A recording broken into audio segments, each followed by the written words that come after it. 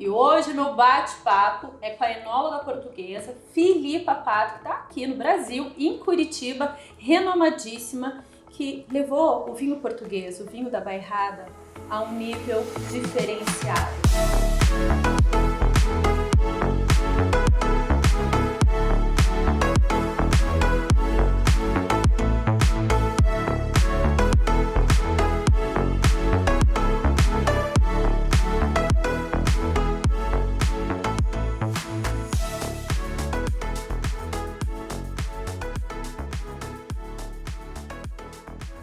E ela está aqui para contar em primeira mão para a gente as novidades dos vinhos que estão chegando. Filipa, seja bem-vinda, é sempre tão bom estar com você.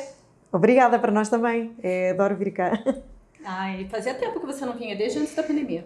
Muito tempo, tinha saudades, estava com vontade de regressar. É tão legal a gente falar, né, Filipa, para quem ainda não conhece a sua história. Ela já vem de muitos anos, sua família produtora, o seu pai, uma das maiores referências de Portugal, da Bairrada. Para você seria uma história tão natural e mais fácil você seguir nos negócios da família, mas você preferiu escrever a sua história e seguir o seu caminho. Conta.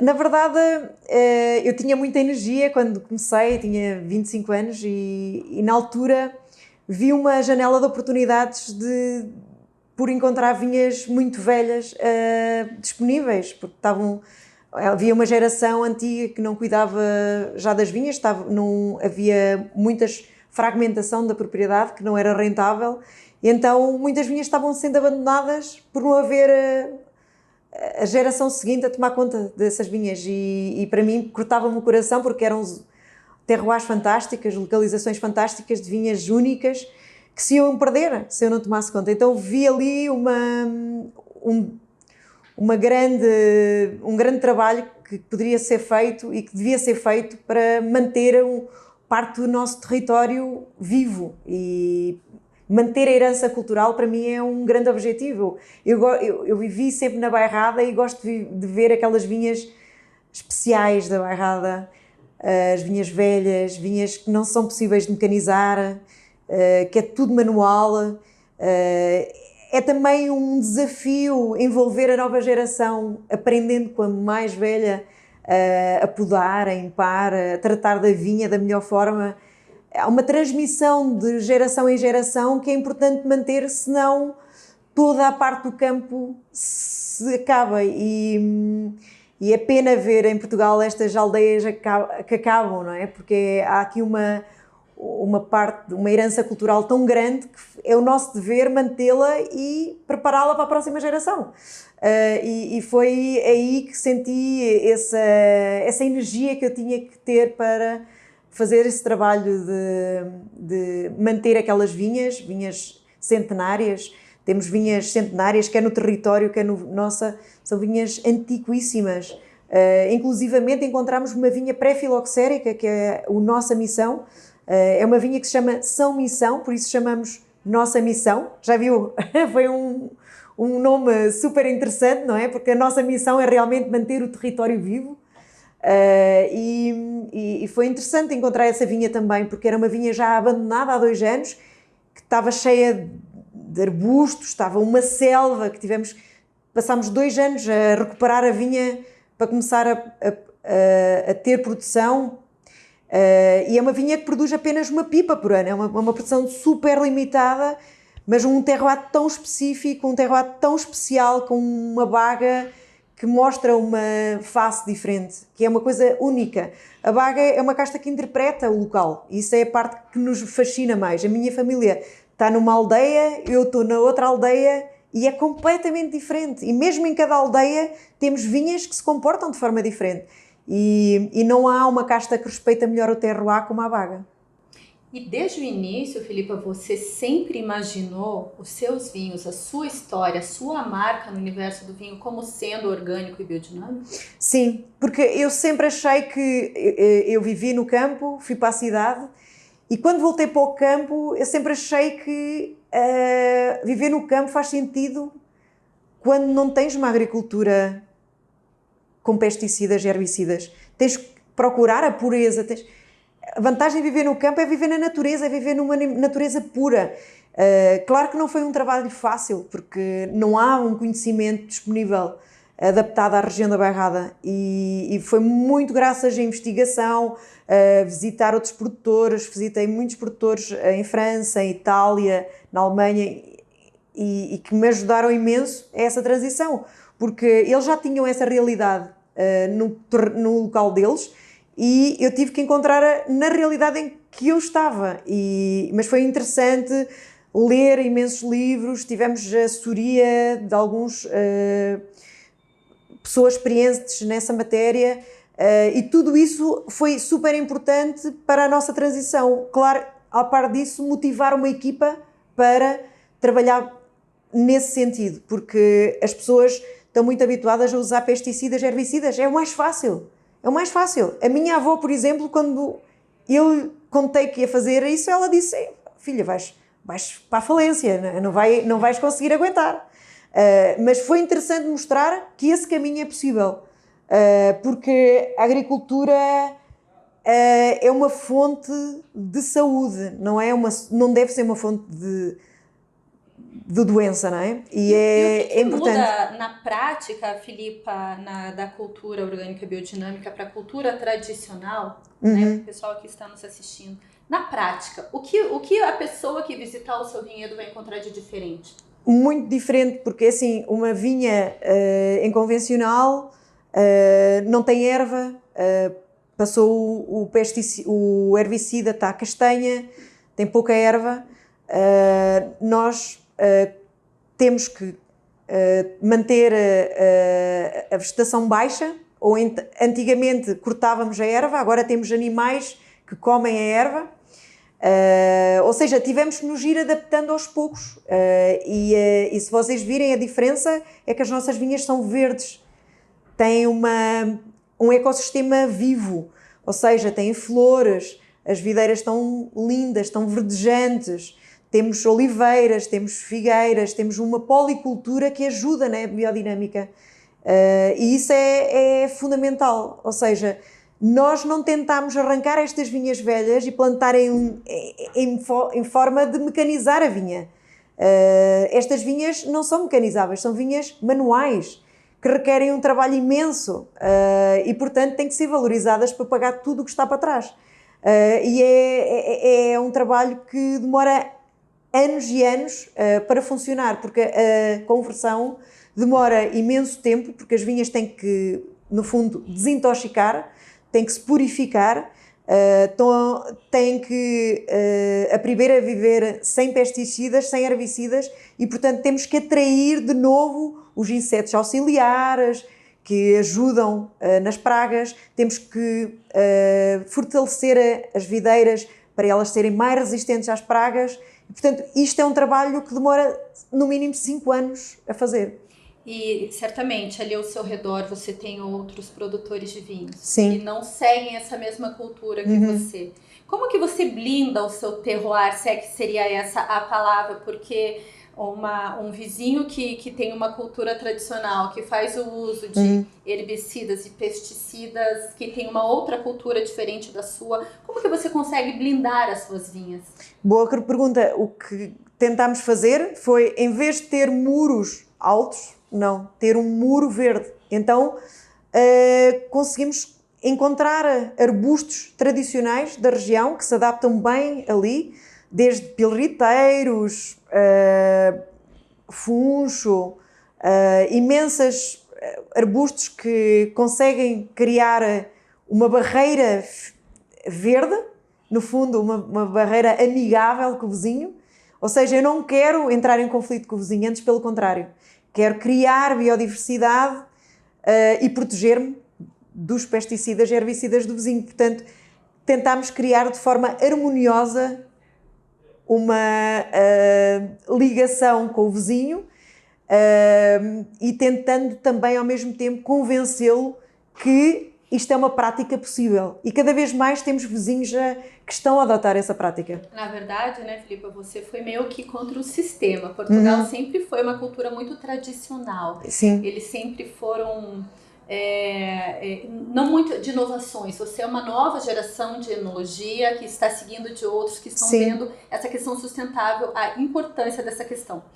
Mas o que eu queria que você, né, até me explicasse, assim, a sua dedicação maior é o vinhedo. Você sempre diz que você passa mais tempo na vinha do que depois, né, consertando o vinho na adega. Sim. Que até das primeiras garrafas, desde o início da sua história, o seu slogan é que são os vinhos autênticos, sem maquiagem. Sim. O que você quis dizer com isso? Foi exatamente isso, a ligação à vinha é super importante e daí termos evoluído tanto na vinha, porque estamos tendo tempo lá e queremos tanto fazer uma viticultura amiga do ambiente e criar este ecossistema que protege a vinha, que fomos melhorando. Temos um coberto vegetal cheio de flores, temos estes arbustos à volta da vinha, temos animais, temos porquinhos, temos ovelhas. Isto tudo que faz com que o vinho seja diferente e seja mais puro, livre de resíduos, e no fundo foi um trabalho que demorou anos. Isto era um objetivo que eu tinha há 15, 20 anos, que agora é possível. E eu fico contente de fazer isso, porque eu sou mãe de 2 filhos e quando se trabalha em biodinâmica é realmente incrível ver como a terra está pura, como tu tens inclusivamente legumes que podes usar em tua casa, tipo alho selvagem, orégãos. Temos orégãos, por exemplo, na vinha da Missão. Temos funcho noutra vinha. Temos valeriana. Temos imensas plantas que podemos aproveitar para a cozinha. Desde borragem. Temos tipo aquelas florzinhas azuis que podemos comer da borragem. A parte verde podemos usar para tempura, ou para fazer uma sopa, ou para fazer um pesto. Existe realmente uma sustentabilidade. Sim, né? Ou seja, a vinha não pode ser vista como uma coisa isolada. Eu sou uma agricultora, mais do que uma viticultora, eu sou uma agricultora. Eu sou uma orgulhosa agricultora, porque além da vinha eu tenho imensas plantas que não só ajudam a vinha, como nos tornam autossustentáveis. E muitas dessas plantas nós usamos também para infusões, para depois aplicar na vinha, pulverizando e tornando, no fundo, a vinha muito mais resistente às doenças. Usamos muito um tratamento por prevenção, não tão curativa, mas preventiva. Porque é justamente isso, quando a gente fala assim, numa cultura biodinâmica, onde você não faz o uso desses aditivos químicos, principalmente você que é uma engenheira química, Sim. que vai contra o seu sistema, tudo que você estudou. Sim. Mas o terroir da Bairrada, ele é um terroir difícil para essa cultura, porque super você difícil. tem ali as intempéries do clima muito diverso. Não, é muito difícil, mas ao contrário do que aquilo que eu pensava, no fundo a química, a base da química está-me ajudando muito a, no fundo, processar todos estes processos de forma mais eficaz. Ou seja, uma infusão de algumas plantas deve ser feita a 80 graus ou até a 90.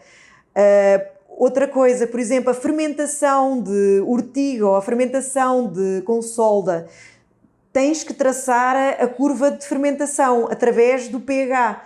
Isto são todas coisas, noções de química que eu aprendi na escola e que estou a aproveitar. Uma bioquímica, melhor dizendo. Mas é um conhecimento que eu agora consigo aprimorar. Sou uma agricultora que, graças ao conhecimento que eu tenho mais científico, consigo reproduzir de forma mais eficaz para os tratamentos. Talvez esse seu conhecimento e essa dificuldade natural da região fez com que você optasse por ter parcelas de vinhedos em lugares diferentes para que você possa minimizar na vinificação. Quem sabe, às vezes, alguma vinha que não se desenvolveu 100% em determinado terroir, Sim. numa outra parcela, Sim. ela teve uma maturação melhor. É isso que fez você ter... Você falou que tem praticamente 50 parcelas diferentes de Sim. vinhedos na Bairrada? Sim, nós temos imensas parcelas, porque a Bairrada é muito dispersa, isto é tipo quase um puzzle, pecinhas aqui e acolá.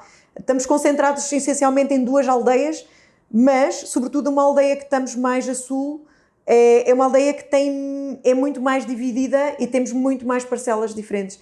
E é uma aprendizagem. Todos os anos, uma parcela pode se comportar melhor que outra, porque naquele ano o clima ajudou mais uma, no outro ano ajuda mais outra, e é por isso que é tão interessante trabalhar. É mais complexo em termos de logística, de manejo, etc., mas ao mesmo tempo, se tiveres um problema de granizo ou se tiveres um problema de geada, etc., porque cada vez mais com este clima de grandes perturbações, não é? Temos alguma dificuldade de adaptação e temos que nos adaptar. Por exemplo, há anos que estão super secos. O facto de trabalharmos em biodinâmica, conseguimos criar uma camada de humus que protege mais a vinha, e a vinha não sofre tanto com a seca. Porque a bairrada, por exemplo, tem muita chuva na primavera, mas no verão é extremamente seco até à vindima. E é possível que, se a vinha não tem esta camada de humus, sofre demasiado com o stress hídrico.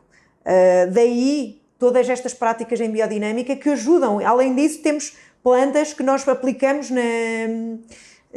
como pulverizamos na videira, e protege muito mais a vinha. Tipo, extraímos a aloe vera, por exemplo. A aloe vera é uma planta que se dá muito bem na bairrada, e nós extraímos o gel da aloe vera e aplicamos na vinha. As folhas ficam verdes mais tempo. Então, há uma série de práticas que nos ajudam nesse sentido, e isso é fantástico. E claro, ter várias parcelas ajuda, porque ajuda-nos a ter menos problemas com estes problemas climáticos que estão acontecendo. Seria a bairrada uma Borgonha portuguesa? Sem dúvida, acho que sim. Além disso, não só pelas parcelas serem divididas, como pelo clima fresco, porque em comparação com o resto de Portugal, a bairrada tem um clima muito mais fresco, graças ao Atlântico. Nós temos o Atlântico a 15 km, temos o Rio Sértima, que atravessa a região, que também dá uma frescura ao clima. No fundo, os ventos atlânticos entram na bairrada. Nós não temos nenhuma montanha entre o Atlântico e as vinhas. O vento baixa até ao rio, passa pelo Caramulo e desce. Então há tipo um voltar, e que mantens ali um clima bem temperado, que permite fazer vinhos muito mais frescos, muito mais elegantes. Além disso, tens um solo argilo-calcário do tempo do Jurássico Inferior. Portanto, temos um solo cheio de fósseis lindíssimos. Coleciono fósseis também, e é espetacular. É a mineralidade que a gente encontra nos seus vinhos. Uhum. Essa mineralidade vem do solo, porque o solo tem imensa pedra, tem argila com pedra, a pedra na parte superior mais partida, no subsolo pedras grandes, e não é por acaso que, quando tu mobilizas, vem aqueles pedras gigantes que normalmente se encontram à borda da vinha. Mais uma coisa similar à Borgonha, que tem os colôs, não é? A bairrada, quando tu fazes uma vinha, tens pedra para fazer um colô. Igual à Borgonha. E é interessante que você estava comentando nesse almoço que a gente teve juntos com você antes. Uhum. As suas parcelas diferentes, você faz uma movimentação também da sua fauna, né? Sim. Dos seus animais, que acabam fertilizando naturalmente os seus vinhedos. Então você leva os seus porquinhos para passear? Sim, bastante. É que os porquinhos também são muito sociais, são tipo um cãozinho, não é? Porque é um animal extremamente inteligente, com muita rotina. Eles comem de 6 a 8 horas por dia, portanto estão sempre a trabalhar. E dormem bastante tempo, e dormem todos juntinhos. É muito interessante que nós, quando os mudamos de uma parcela para a outra, ou mudamos mesmo em cada parcela, passamos de uma parte para outra, montamos sempre uma casinha virada a nascente, para eles acordarem com o sol. Mas eles preferem, a maior parte dos dias, dormem todos juntos, e não dormem dentro da casinha. É super interessante, porque nós tentamos fazer um bem-estar animal. Os porquinhos também bebem muita água. Nós colocamos também um reservatório de água, de água fresca, vai alimentando. Há uma série de preocupações que nós temos com os animais, que eu acho que é muito importante, e eles tornam-se muito parceiros nossos. Então, quando seguimos de parcela a parcela, eles vão atrás de nós, tipo, em filinha até à próxima parcela. Mas às vezes, alguns fogem, não é? E então vão ter a aldeia lá em cima e já chegou um dia em que o senhor do café liga para a minha adega e pergunta: Filipa, o seu porquinho quer tomar café? Aí você foi buscar um porquinho. Fui lá buscar e ele veio de volta para a vinha e foi super giro perceber como eles socializam e são animais super inteligentes. E eles entregam também no próprio trabalho natural deles de fazer de remontar o solo, do próprio movimento que é natural da raça. Sim. Uma das pesquisas que fizemos foi exatamente a raça que devíamos usar. Não é uma raça qualquer, foi estudada para fazer este trabalho, que é um cruzamento entre vietnamita e bízaro. Não é... A utilização do porco foi para já, porque quando vais à bairrada, o que é que comes? Leitão. Leitão. Portanto, é o animal mais local, que se adapta bem à região, mas na vinha não poderia ser um bízaro puro, porque um bízaro puro é muito grande e iria partir a videira. Certo. Então, estudámos uma forma de ter um cruzamento específico para a utilização na vinha.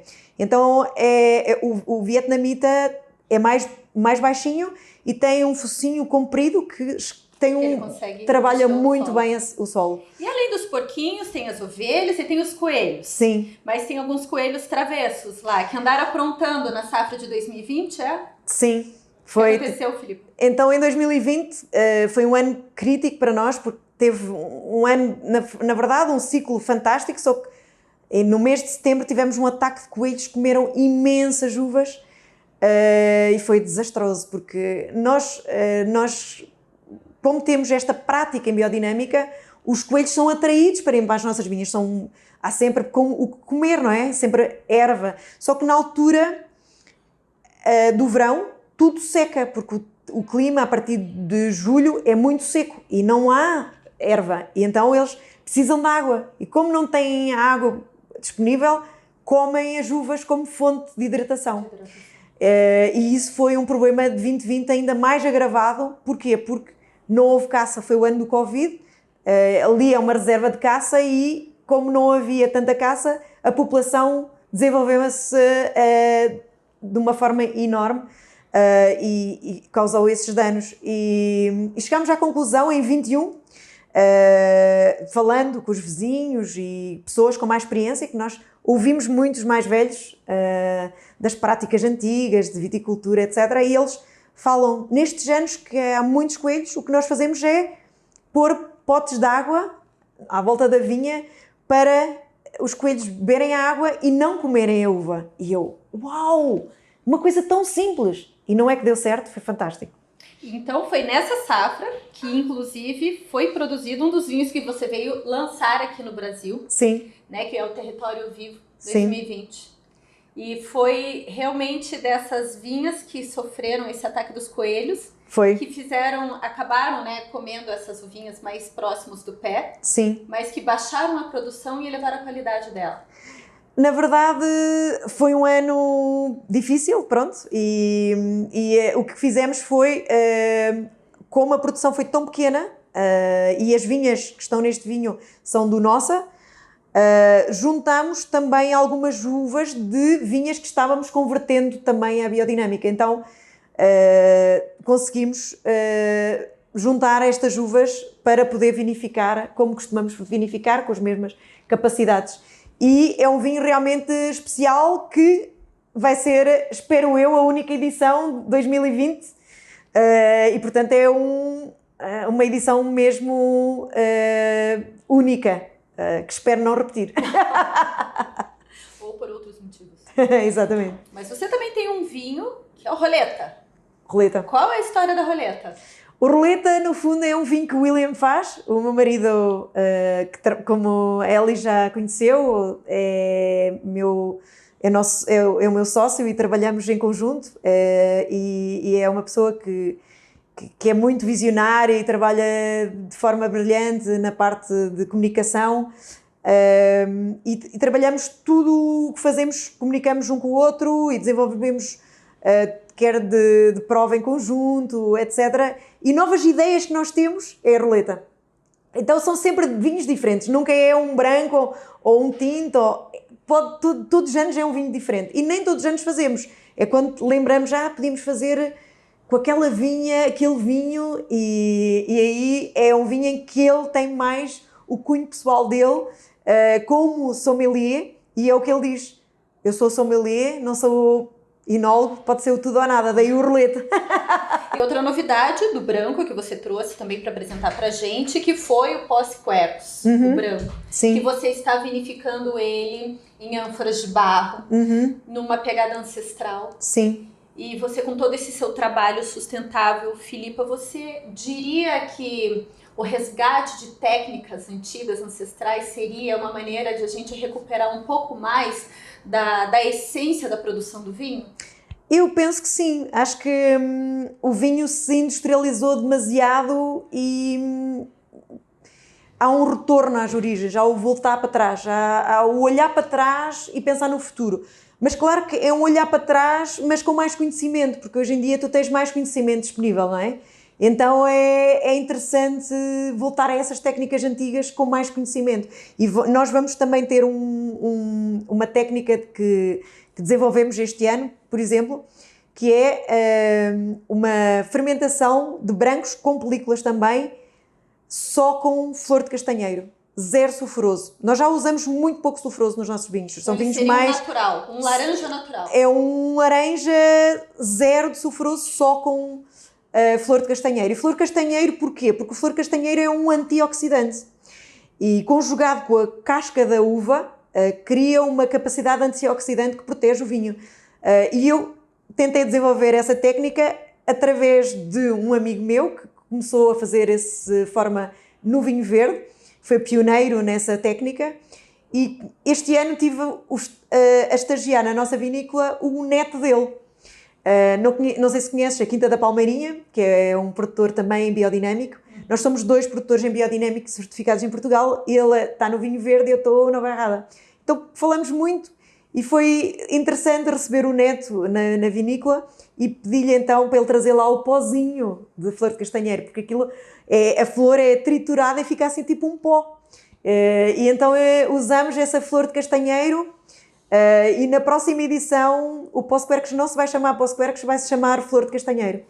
Porque é uma evolução do Pós-Quercus Mas branco. em nenhum momento você denominou ou citou a questão do laranja. É proposital você não querer associar, apesar de ele ser vinificado com as cascas? Neste caso do Pós-Quercus que nós provamos, não é tão laranja, porque há um contacto, mas é um contacto de pouco tempo. No vinho que fizemos com flor de castanheiro há um contacto maior e o vinho está laranja mesmo, está âmbar. E é tão interessante a gente falar que esse teu cuidado, né, do biodinâmico, do orgânico, do vinho biológico, esse cuidado sustentável não é só no vinhedo, não é só na vinificação, mas também estão nas rolhas. Sim. As rolhas, elas também vêm de uma produção... Sim, também uma produção pequenina, certificada, e temos um controle rigoroso do TCA. Ou seja, a rolha está provado que é realmente a melhor forma de fechar uma garrafa de vinho, de forma a que ela envelheça da melhor forma. Isto está provado pelo passado e pelo presente. A questão é que, trabalhando em biodinâmica, também é interessante perceber a questão da rolha, porque é também uma forma natural de fechar, é um produto natural. E o tratamento da rolha ser feito de forma natural, sem químicos, também é importante. E daí temos-nos dedicado bastante à procura de uma rolha boa, que não vai estragar o vinho, com TCA, mas sim que vai preservar o vinho durante décadas em garrafa. É até interessante a gente comentar aqui e explicar, Filipa, que apesar de todo o seu manejo sustentável, orgânico, biodinâmico, o consumidor não vai encontrar esse título no rótulo. por uma questão até mais burocrática do que realmente de prática. Então, o cultivo, ele tem todo esse cuidado, né, orgânico biodinâmico, mas ele não aparece no rótulo por uma questão de certificações internacionais. Você poderia explicar rapidamente? Na verdade, o que fazemos é, temos o símbolo biológico e pomos o símbolo biológico no rótulos. Não colocamos em biodinâmica, porque o da Demeter, que certifica em biodinâmica, porque é muito complexo, não há uma uniformização no mercado internacional entre a Demeter americana, entre a Demeter brasileira, entre a Demeter europeia. E isso cria muitos entraves ao comércio entre países. Está a haver, estou dentro de uma task force da Demeter que está a tentar criar uma norma mundial, mas não está fácil. Sinceramente, não sei se vai conseguir chegar a esse resultado tão cedo, porque está difícil. Cada país está com alguma relutância. E enquanto isso está acontecendo, decidimos colocar o símbolo biológico para ver a certeza que o vinho não tem qualquer resíduo de pesticidas, herbicidas, mas continuamos com certificação. A propriedade está certificada, só no caso do vinho em biodinâmica não colocamos no rótulo por essa via. Mas somos certificados. E isso, eu sei que há produtores que dizem que trabalham em biodinâmica e não são certificados e não podem. Não é permitido dizer que fazes vinho em biodinâmico se não és certificado. Isto que é para proteger também os produtores, não é? Se tens todo este trabalho por trás e todo este trabalho de dedicação à vinha, também trabalho burocrático envolvido, tens que realmente poder usar. E não podemos deixar de falar dessa última novidade que você trouxe. Veio cheia de história, cheia de novidade. Filipa, que delícia. O seu espumante, Solera 2001 Extra Bruto. Quase um champanhe português. É um espumante realmente muito diferente do Solera, porque inspirado nas grandes casas de champanhe. Eu tive a sorte de visitar a Krug, visitar a Celose, visitar grandes casas, Deutz, Boulanger, etc. E perceber a importância de guardar vinho. Guardar vinho é super importante para fazeres um método tradicional de alta gama. Então, desde 2001, eu reservei vinho, 2001, 2005, 2010, em pipa, que fomos sempre refrescando com vinho novo, atestando com vinho novo, e para a comemoração dos 20 anos decidimos fazer uma edição especial com, na verdade, é um blend de 7 soleras diferentes, porque é um pouquinho, 10% no máximo, de cada pipo, que fazemos o blend, escolhemos, eu e o William provamos e decidimos qual é o pipo que vai entrar, tiramos um pouquinho, no máximo 10% de cada um, fazemos o blend e engarrafamos. E engarrafamos também com rolha, não usamos a cápsula, usamos rolha, o vinho fermenta com rolha e... Fermenta surli com rolha e ao fim de 2 anos é digorjado e colocamos uma outra rolha com 3 discos, que é uma coisa também que só champanhe costuma fazer. Nós fomos o primeiro a usar esses 3 discos em Portugal. A Amorim, que é a corticeira mais desenvolvida nesta parte de rolha de cortiça para espumante, teve esse trabalho em conjunto que fez, de facto, essa rolha especial para métodos tradicionais especiais. E a produção desse espumante deve ser bem baixa. Bem limitada, nós fazemos cerca de 1000 garrafas por ano. Estamos continuando a fazer mais soleras cada ano, temos imensos pipos. E nesse caso do 2001, o blend, o que a gente tem? Temos um blend de Bical, Baga, Cercial, Arinto, é um blend de várias castas. Está especial este? É, bem especial. E a par disso, o William desenhou também um decanter, especialmente para o Solera. É um decanter mais estreito, que preserva as bolhinhas e podes pôr no balde de gelo para manter frio. E este ano juntamente com a Amorim, desenvolvemos uma peça em cortiça que dá para deitar o decante e também poder decantar os bagas tintos. Que interessante, que bacana. Portanto, todo este tempo de 4 anos nós não tivemos parados, como deu para perceber. Não dá para parar. Mas, Filipa, assim, para a gente terminar esse nosso bate-papo, como a gente já falou, a cultura do vinho em Portugal é muito tradicional ainda. Uhum. Mas você é uma vanguardista desde sempre, né? Uma adepta às experimentações. Uhum. Como que você vê o futuro da enologia portuguesa? Eu acho que o futuro é brilhante, porque a nossa geração, a geração que vem a seguir, já está muito mais sensibilizada para preservar as castas locais, que é muito importante, conhecê-las cada vez melhor, perceber onde é que as deve pôr. Já não está tão focada na parte de enologia, mas mais na viticultura, que eu acho que é importante. E é uma geração que já fala mais línguas, que já viaja mais, que vai tornar o Portugal muito mais visível lá fora.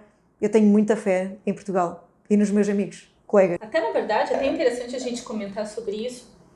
A baga é uma variedade tão particular, né? A baga, primeiro que ela não agrada a todo mundo, porque ela é muito difícil de ser domada. Uhum. E você ainda levando uma baga com toda essa novidade da cultura orgânica, da biodinâmica, das técnicas ancestrais de vinificação. E essa responsabilidade? Não, é fantástico. Nós temos muita coisa para jogar para melhor, porque temos esta parte dos pais, dos avós, do conhecimento antigo. E eu tenho sorte da minha família nunca ter ido pelo lado da adoção de outras castas. Quer o meu pai, quer o meu avô, eram muito fiéis à baga, eram muito fiéis ao caráter local. E para nós foi fundamental, não houve uma perda, houve sempre um acrescento, houve sempre uma melhoria. Cada geração que passa acrescenta. E eu acho que é muito importante e realmente dou muito valor ao que os meus pais, os meus avós fizeram, porque o resultado, aquilo que eu faço também tem muito a ver com as pesquisas anteriores, para aquilo que eles fizeram, para aquilo que eu consegui conviver também e aprender com eles, mas ao mesmo tempo agora também aprender com a minha experiência, porque agora tenho mais de 20 anos de experiência, já não sou uma jovenzinha que começa a fazer vinho. Eu comecei a fazer vinho com 25 anos e tenho 48, ou seja, tenho uma experiência já muito alargada. Entrei com uma perspectiva muito de encontrar novos locais, novos sítios em que a família não estava mais em Ois do Bairro. Eu fui para uma aldeia mais perto da Meilhada, uma aldeia linda também, com que a Elis visitou. É uma aldeia tipo perdida no tempo, parece que é uma bairrada de há 100 anos atrás. Então isso é incrível, porque há ainda muitos tesouros escondidos na região que a nova geração está a aproveitar de forma brilhante. Porque mesmo com todo esse passado da sua família produtora, do seu pai, ele sempre foi à frente do tempo dele. Sim, também, sim. Né? E o meu avô também. O meu avô, por exemplo, foi a primeira pessoa, como produtor de uvas, a engarrafar o seu próprio vinho. Porque a Bairrada era uma região de muitos negociantes, um pouco como na Borgonha. Havia o produtor da uva, que vivia na aldeia e vendia as uvas ao negociante que tinha as caves para envelhecer o vinho. A Bairrada funcionava muito dessa forma. E o meu avô, o pai do meu pai, já engarrafava o vinho e comprava já uma rolhadora alemã, super boa rolhadora, com boas condições para uma boa rolhagem para o envelhecimento. Então, depois o meu pai deu uma dimensão internacional, que depois se divulgou muito no mundo inteiro, mas o meu avô já tinha essa visão pioneira de fazer qualidade, não estar focado na quantidade, estava focado na qualidade para engarrafar com o próprio nome que mostrava a qualidade. E realmente eu, na verdade, uso a garrafa Borgonha por influência do meu avô. O meu avô fazia vinhos na Quinta do Ribeirinho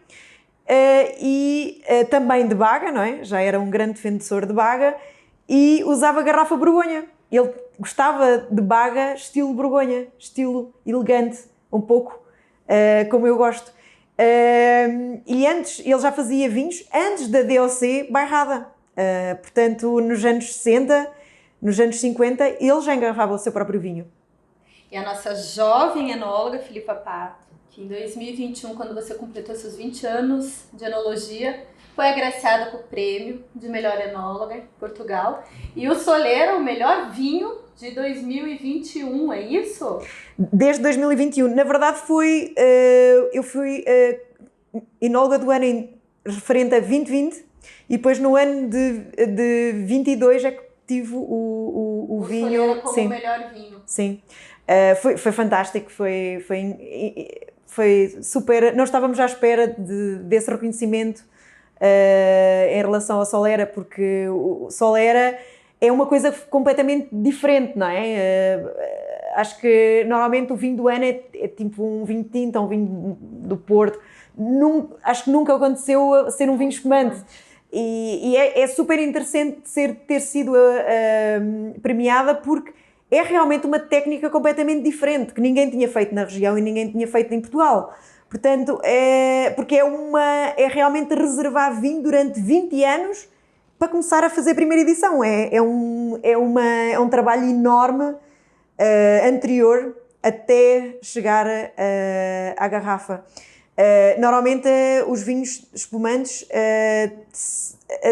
têm o sinónimo de qualidade é mais o estágio em garrafa e não o estágio até à garrafa. E eu queria provar que o estágio até à garrafa era tão ou mais importante do que o estágio dentro da garrafa.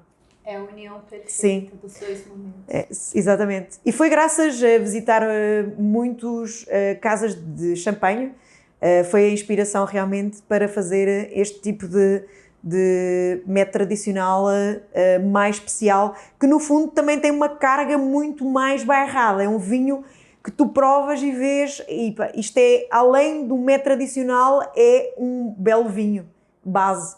Porque um grande método tradicional tem que ser feito de um grande vinho base.